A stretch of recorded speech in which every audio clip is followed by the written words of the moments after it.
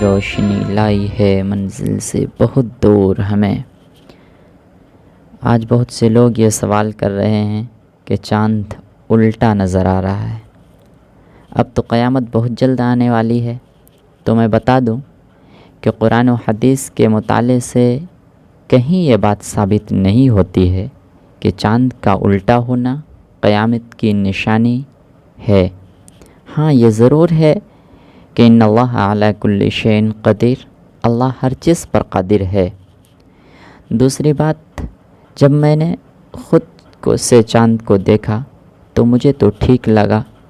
اصل میں ہوتا یہ ہے کہ لوگ جب عید کا چاند دیکھتے ہیں تو اپنا پیٹھ پورب کی طرف اور چہرہ پشچم کی طرف کرتے ہیں۔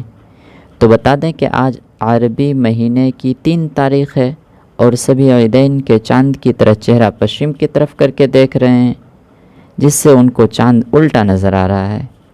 یہی چاند جب آپ رات کو دیکھیں گے تو چہرہ پشچم کی طرف کر کے دیکھنے سے چاند صحیح سمت میں نظر آئے گا۔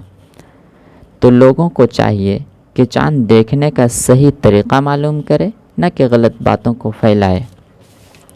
اصل میں ہوتا یہ ہے کہ چاند سورج کے پیچھے پیچھے چلتا ہے۔